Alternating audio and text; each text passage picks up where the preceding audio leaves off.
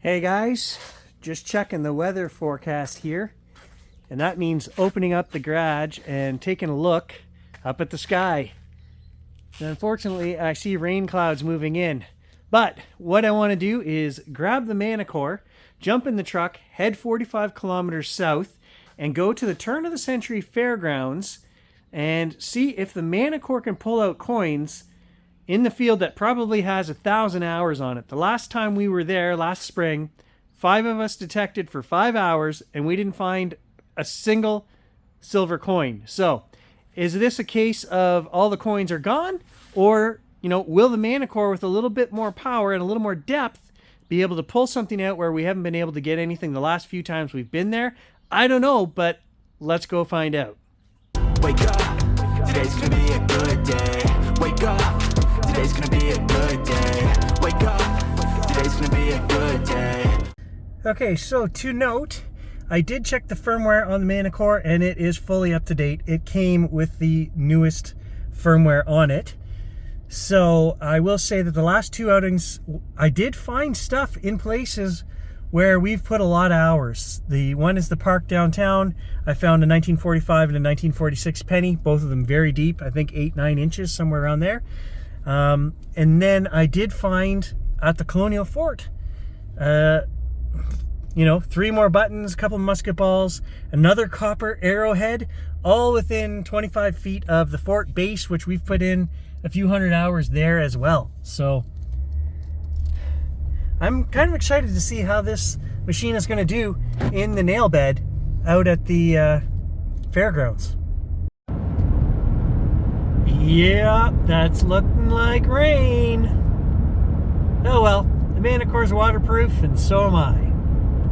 All right, right here is where the roundhouse burnt down, and it's all nails, but they used to take coins, silver back in the day for whatever they were, all the change and everything went into this building.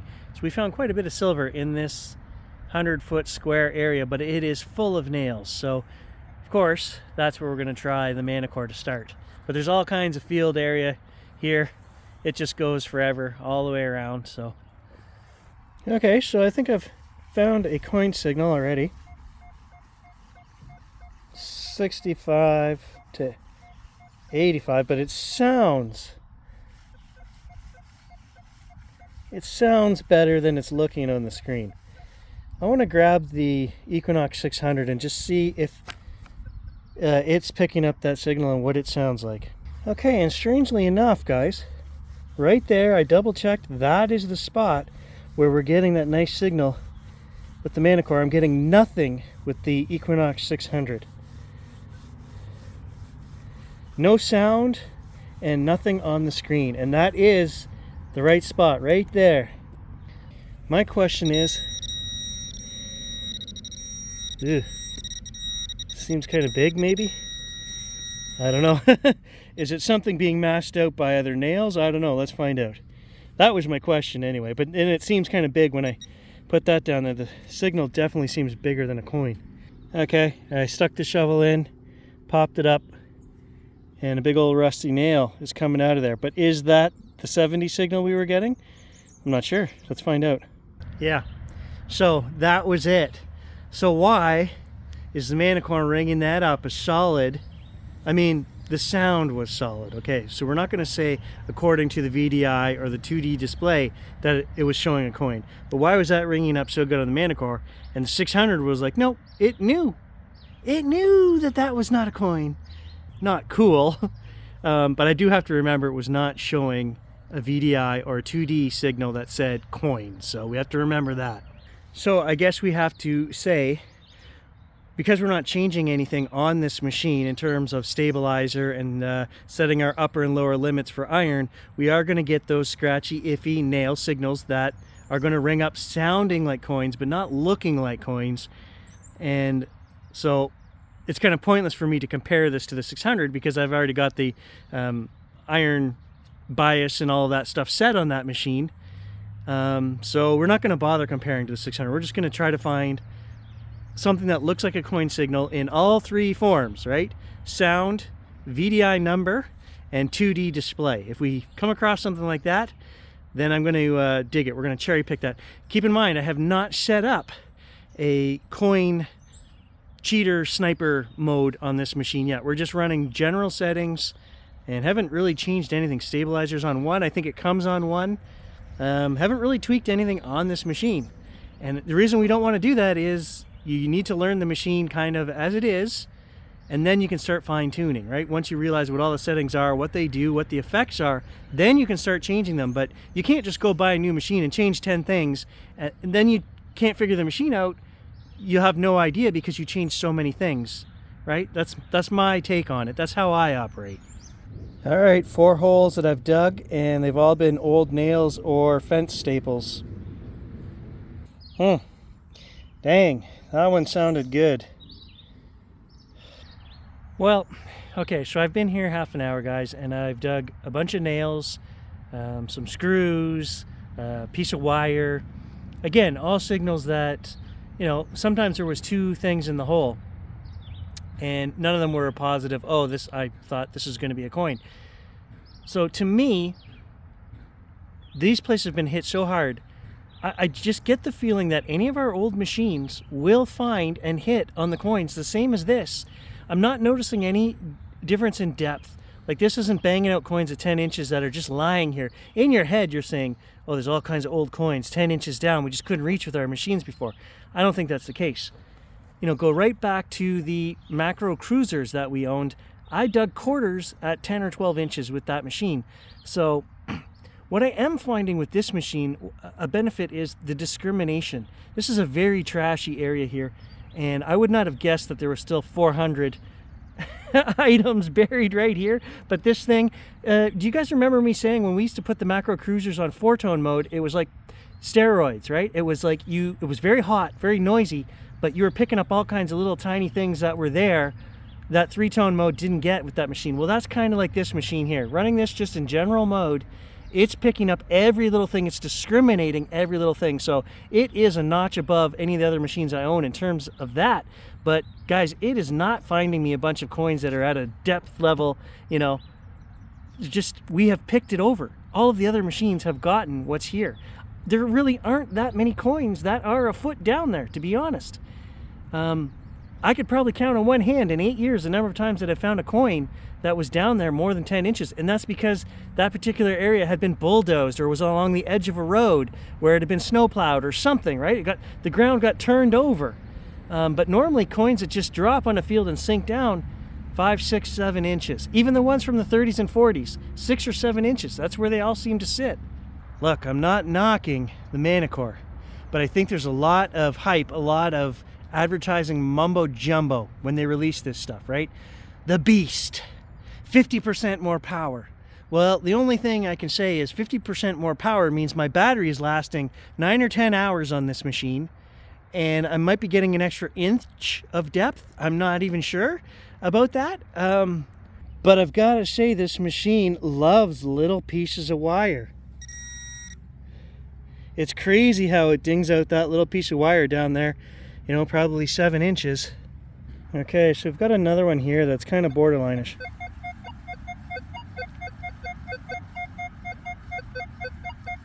It's not showing perfect numbers. And it's kind of got a drop off on the end of each half of the sound.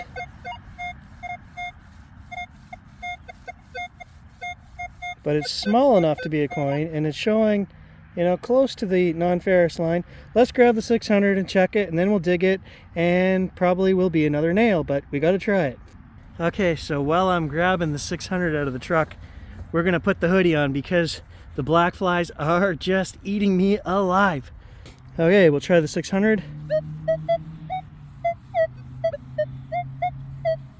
Okay, 600 is actually giving us a great signal and a steadier visual display number. That could be an old large cent or something, you know? Look at the depth that it's showing, and large cents ring up, you know, 21, 22. Okay, now I'm curious. I actually like the signal I'm getting better on the 600 than I was on the Manticore. Huh.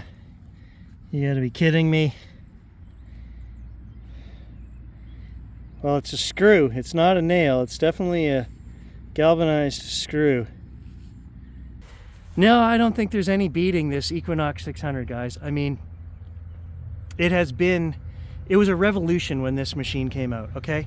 So the Manticore, yeah, it ups its game in a few areas, but I gotta say, I don't think it's worth $1,000 more, you know, than the 600, the Legend, the old Equinox 800, which I never owned, but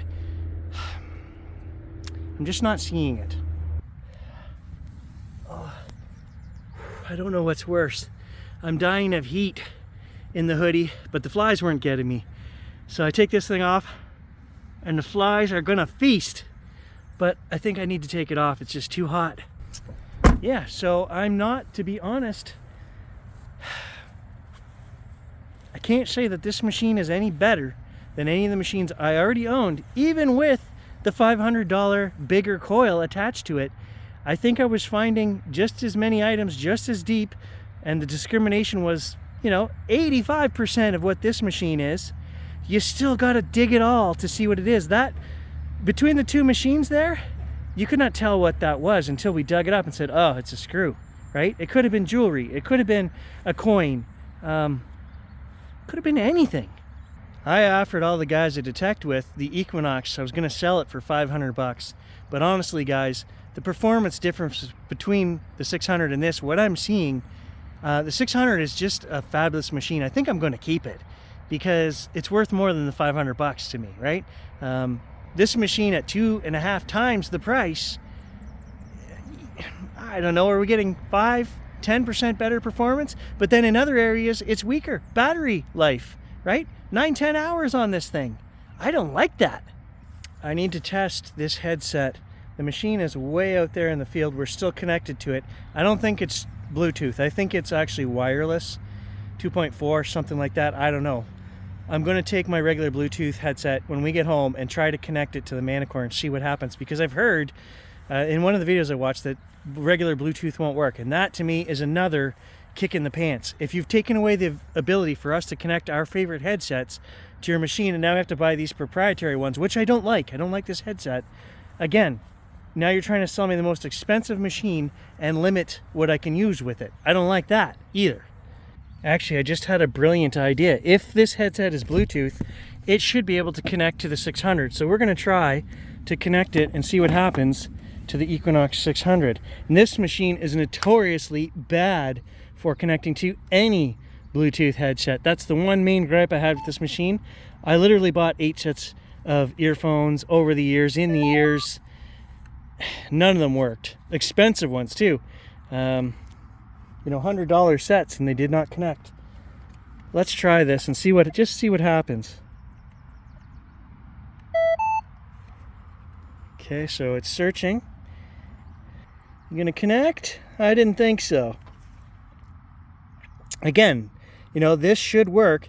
Minelab should be selling you a set of earphones that will connect to all of their machines, and they're not, so for shame. No, I didn't think it was Bluetooth. This is not a Bluetooth headset. Okay, so I did just see some blue china fall out of the side of that hole there. That's probably 1920s, 30s. Well, no surprise there. Another nail and some more china coming up there. But I did see something interesting here that I flipped out of the hole. There's a rock down there. It looks like they painted it green. That came from down in the hole. I don't know what that's all about, but it's definitely painted. So the Manticore is definitely making the ground come alive with a lot more signals than I remember being here. Like, there's literally hundreds upon hundreds of signals here, ranging from everything from the tinfoil, 20 something, lower, higher, right up to these nails that are bouncing 50, 60, 70, right up into the 90s for wire. There is a ton of stuff here, but 2 hours in, I have not found a signal that I would say was a coin signal. We're gonna put the machine in high conductor mode. We're gonna move across the field, and we're gonna try over there where I've gotten some silver coins in a different area, no longer in the nail bed. Let's just see if maybe pumping up the power over there in a deeper, cleaner area will result in a deep silver coin. First coin signal, but I did switch the machine over to high conductor and it was a solid 75. Great big old nut and a bolt. Okay, good signal here, but super loud. Okay, what do we got here? Ugh. Nasty. That's what that is. Okay, 72 to 78. Here's one that could be. It could be a coin. I don't know. Let's see. Well, this is getting old quick. Another nail. This is a little more scratchy, a little more, it could be, you know, if a coin is on its edge or beside a nail or something, it's going to sound just like that. I guess the moral of the story is you got to dig them all. This one to me doesn't sound like a nail. I don't know anymore. I had it there for a second where it sounded really clean.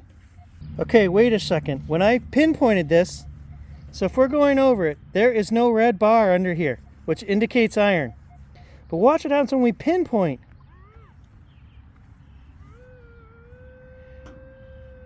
It's showing that we're right over the item right there, and there's also a red bar.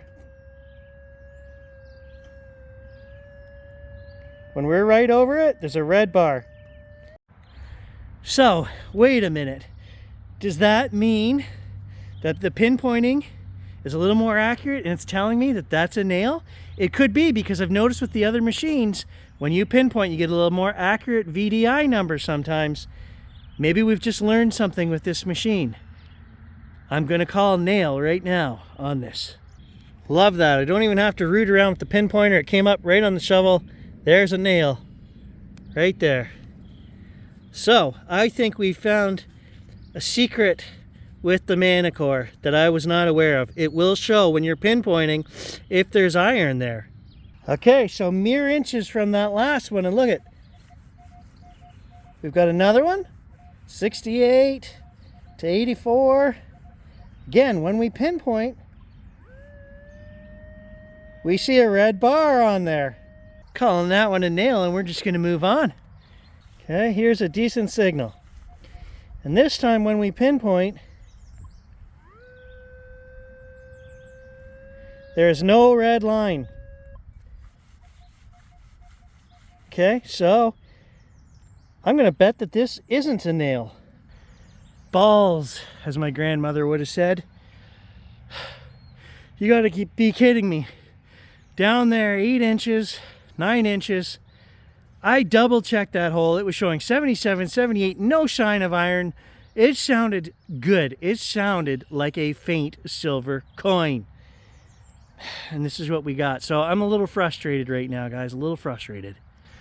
I was sure that one was a coin. I'm being eaten alive slowly and overheating and getting frustrated. So I guess the thin red line is just a suggestion that there might be iron. And if it's not there, it's, you know, flip a coin. You got to dig it either way. It's kind of like the Cruiser, which showed, it had a bar on one side, I think, that showed ferrous versus non-ferrous. It wasn't very accurate.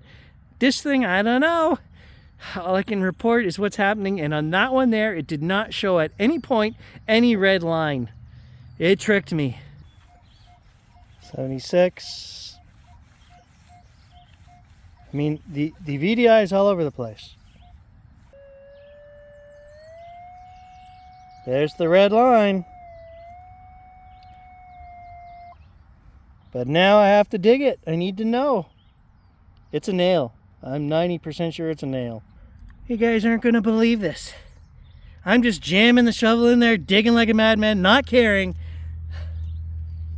It's a freaking silver coin. You guys saw what that was. That was ringing up the same as every other nail that I've dug in the last 3 hours. I think it's a mercury dime. I think. We're not even American, but I think it's... Let's take a look. I'm freaking surprised. You guys saw the red line. What does that mean? What? That tells me nothing. Look at this. That coin did not ring up any better than any of those bloody nails. Woo! Don't get me wrong, I'm stoked. Let's see if we can get a year off of that. 1941.